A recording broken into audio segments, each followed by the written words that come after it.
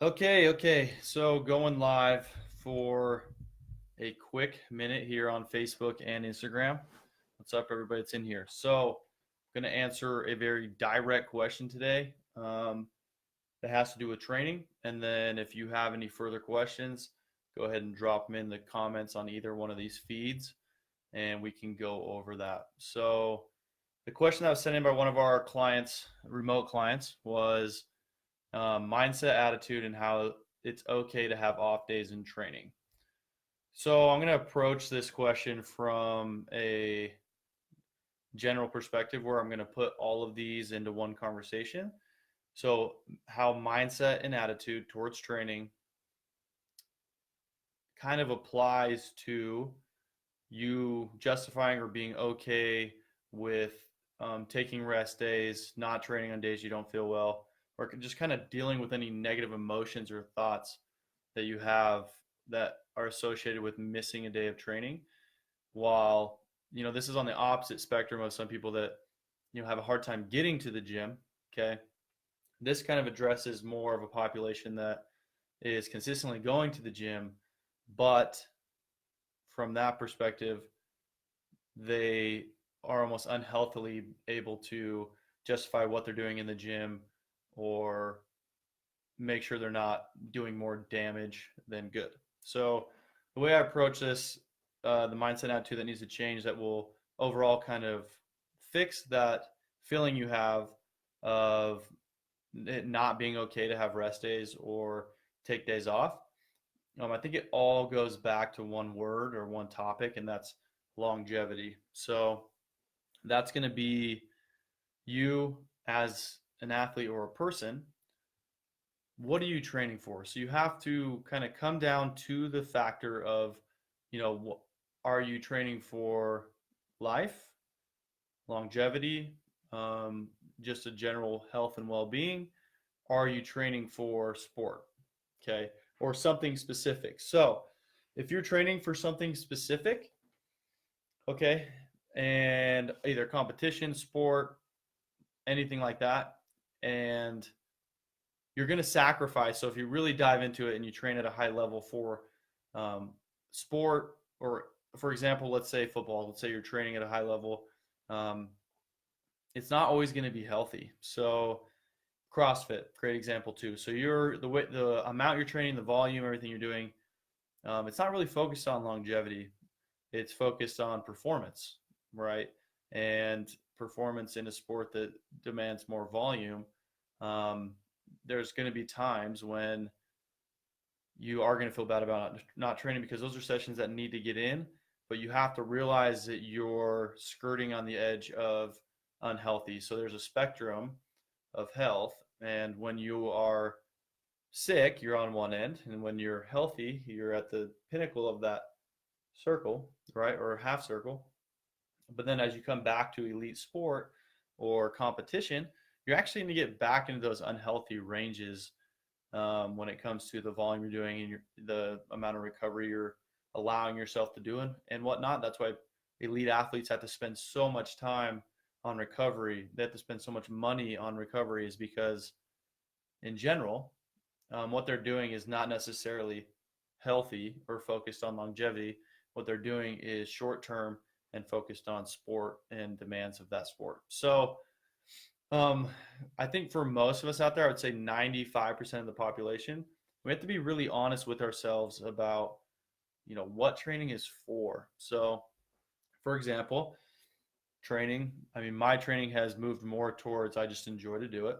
And I want to be able to move well for the rest of my life. So when it comes to my training, in reality, I really only need to get the minimum effective dose. So we run into this problem where we feel like if we don't go into the gym and get destroyed, or we don't go in and we're not dripping sweat and totally annihilated, that we didn't get a good workout. And that's not the truth at all. So what we're looking for is progress over time and finding a way to create a stimulus to adapt with minimal negative response from the body, minimal breaking down of the muscle. And from that approach, it's more about being smart and moving well. So, for example, my personal training, I'm focused on, I want to improve my movement. So, I'm working on movement patterning. I'm working on the ability for me to perform in a way that will carry outside of the gym. So, that's the specificity I have in my training is I want the way I lunge, squat, lift, deadlift. I want all of that to carry over to my life outside the gym.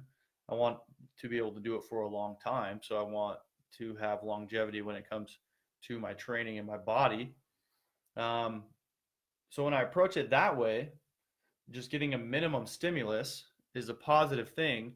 A and B, a lot of my training and thought process is focused on how do I improve movement? How do I, you know, move better and attack limiting factors that I have in my mobility, in my strength throughout my movement. Rather than just worrying about what time I got on the workout or did I sweat hard or anything like that. It's a lot deeper, and I'm worried about it carrying over to what my goals are. And that's kind of the mindset I think you have to adopt for you to really realize that it's okay to miss training days, because it all ties back into that longevity piece. How long can you keep climbing up?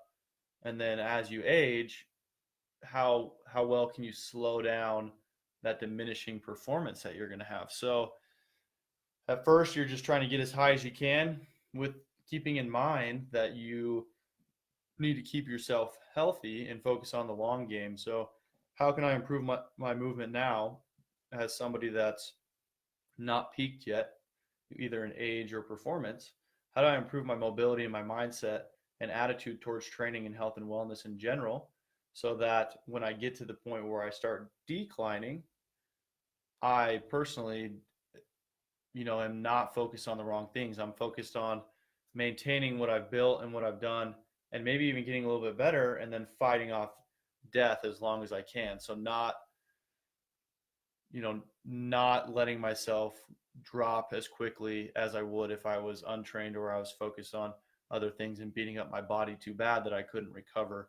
So you really have to attack it from that mindset. So the attitude shift needs to change to, even if you're an athlete and you're competing, I mean, unless you're a world-class athlete getting paid for what you do, you really should be focused on longevity, improving movement, improving your overall health, and then realizing that all you need for that is a minimum effective dose. So your training program needs to be smart. You just need to do enough to cause your body to freak out a little bit, make some progress, recover, and repeat. So recovery is really important. And if there's days that you feeling beat up or you don't feel like training and you got to miss the gym, you got to take that 10,000-foot view and realize, what is this one day in a span of 80 years, 100 years? Is it better if I let my body recover and get to be able to attack that next training day even more efficiently and effectively?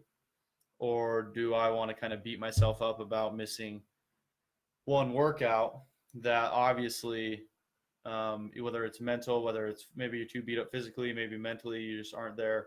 You need to sit back and assess and realize that maybe you're doing too much, or maybe you don't really love what you're doing and you can find another route to do it, in terms of doing it in terms of your health and wellness. Find a route that you enjoy and love and that you can do every day until you're 100 years old, because that's really what your training should be about. And if you're just getting destroyed every day, it's it's cool and it feels good, like endorphin wise, but down the road you're setting yourself up for failure. And if you're not following a pretty precise recovery protocol, you're going to actually end up doing more damage than good. So let's say take a macro view of your training and say, is this something I can do for a long time? Is this something I can do um, consistently without injuring myself? Is this something I can focus on and look for improvements in other ways just than getting a good workout? How deep can I go into my body and my training and figuring out that whole puzzle of what works best for me? how I can move the most effectively and pain free, and make it more of that kind of game and mindset and attitude rather than just about the workout or did I sweat or did I get into the gym today. Even though I feel like crap, if I miss the gym, then I'm not tough, or I'm not doing what I'm supposed to, or I'm going to get fat, or whatever that is. I think it's all just focused on super minor insecure things that don't really carry over to the big picture. So my answer to that would be stick to the big picture and find a way to attack it from a more educated view on what you're capable of, what your life cycle is as an athlete or as a somebody that's into fitness, which are all really in-depth conversations that you kind of need to sit on and think about. And if you are someone that's really dove into competition and you want to be great, just realize that you're going to get to that unhealthy stage as you progress and become very competitive. So you need to be very aware of that so that you can take those days off. You can focus more on recovery than you would as just a general population, because you're going to end up injuring yourself, or you're going to end up um, setting yourself up for failure down the road. So that would be my answer to that. If you have any other questions, shoot them over. And also, if you ever want to get an in-depth conversation about this, head over to the website, handsathletics.com. Just book a call, book a phone call or a video call, and we can sit down and assess exactly what you need, or you watching this, what you need and where you're at and what makes sense for you, rather than just guessing or doing something that's designed for 100 people to do at once. Okay. Um, yeah. So also free strategy sessions in the gym physically, also on the website. We are here to help, and go ahead and reach out and we'll help you as much as we can. So thanks for tuning in, and I hope that answers the question that was sent over. And if you have any future questions, send them over and we can get to those, and make sure you guys have all the tools you need to be successful, not in the short term, but also in the long term. Thanks, guys.